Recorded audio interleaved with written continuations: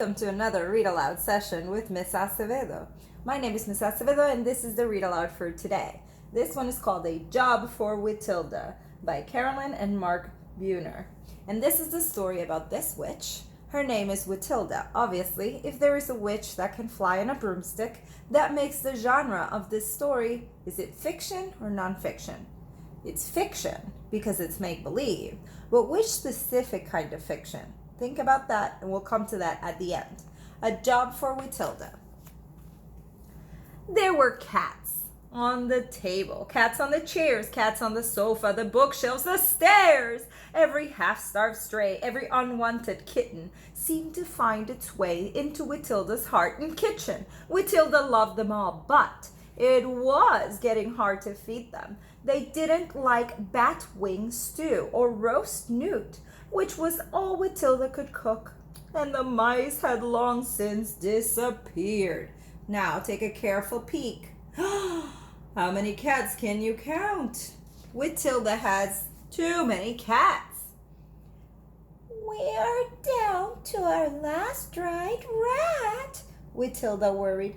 Meow, the cats queried. Meow.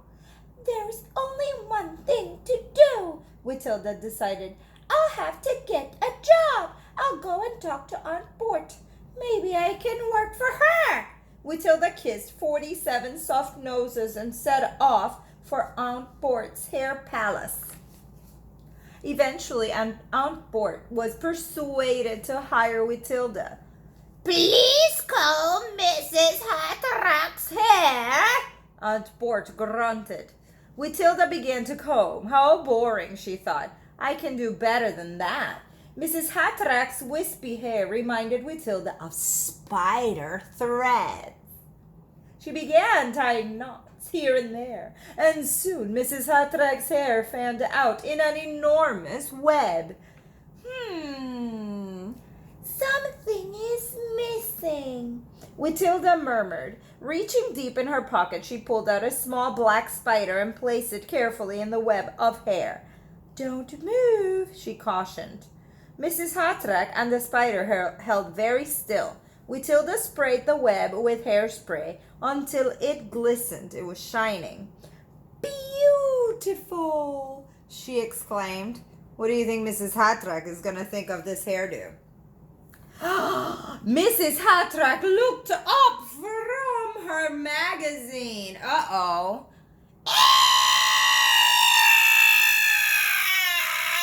She screamed. I think you look pretty, Witilda said defensively. You're fired! Shouted Aunt Bort. She got fired. Glummy Witilda shuffled home. I got fired, she told the cats. Sss, sss. They were all very hungry that day. Witilda searched the job ads in the newspaper. Carpenter, secretary, exterminator, rats, murmured Witilda. Then her eyes lit up as she read, Delivery person wanted evenings. Must have own transportation. Apply in person at Dingaling Pizza. It's perfect, she cackled. Witilda blew 47 kisses, grabbed her broom, and ran out. She skidded to a stop at Dingaling's and waited nervously with the other applicants. Suddenly the door burst open. Out came Joe Dingaling, his arms loaded with boxes. Here you go, barked Joe. 5 pizzas, each to deliver. The first one back gets the job. So now everybody got 5 pizzas. They all have to deliver. And whoever gets back there is going to get the job. So they all have to be really, really fast. Will Witilda win this job? Let's find out. Arms and legs flew as everyone grabbed a stack of pizzas and raced away. Witilda mounted her broom and chanted, Notions and potions, buzzard stew, curdle-a-griddle with rattlesnake glue, grickety-rackety, my one green eye, loomity-broomity, time to fly. Witilda shot up into the night. She dipped and swooped through the air to the first house in her list. So she's flying on her broom, going really fast. Mrs. Pink was surprised to get her pizza so soon.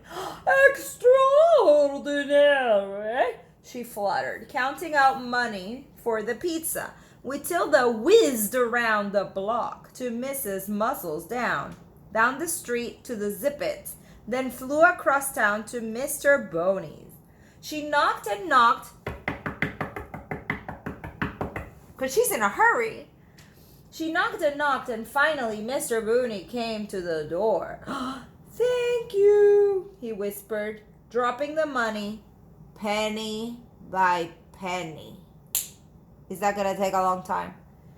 He was dropping the money penny by penny into Witilda's hand. Witilda danced from foot to foot. At last, she was on her way. I'm making great time, she exclaimed. I'm going to win. Is she going to win? As she was rising up in the air, Witilda heard a tiny sound. Silently, she hovered.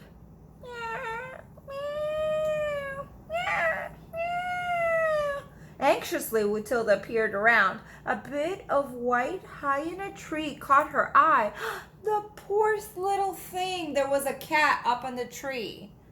Just then, a motorcycle roared around the corner. It was one of the people trying to get the job at Dingling's. Oh, what shall I do? Witilda agonized. If I stop to help the kitten, someone else will get back to Dingling's before me.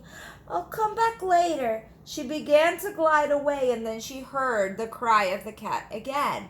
Meow, meow, meow, meow. Wait, I'm coming, shouted Witilda. Don't move.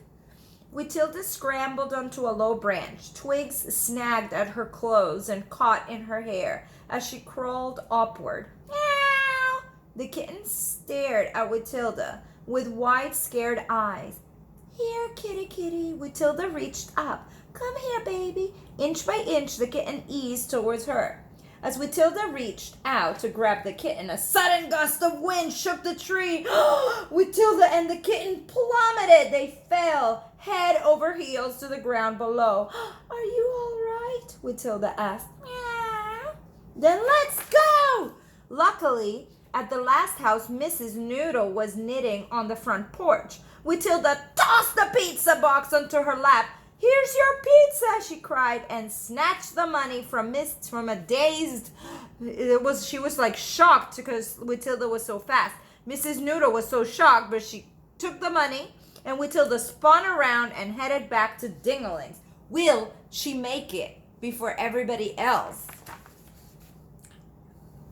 Witilda had never flown so fast. The wind whipped her hair and cloak. Uh-oh, there she goes. Seconds later, she stumbled breathlessly into Dingling's. Joe's mouth dropped open. How did you do it? It's only been 15 minutes. Witilda's eyes danced as Joe slapped her on the back. The job is yours, cried Joe. Here, have some pizza. That night, Witilda tripped lightly up her front steps and opened the door.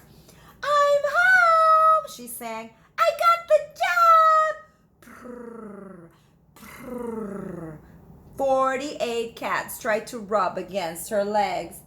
I just love it, Aunt. Witilda set the Dingling special combo down on the table. You're going to love it too. And they did. So all the cats are dining on pizza, and now she got a job. After listening, what kind of fiction story is this? Is it realistic fiction? Could this really happen in real life? Or is it fantasy fiction? Or some elements of this story things that couldn't really happen in the real world? It is a fantasy fiction. Have a great day. I hope you enjoyed it.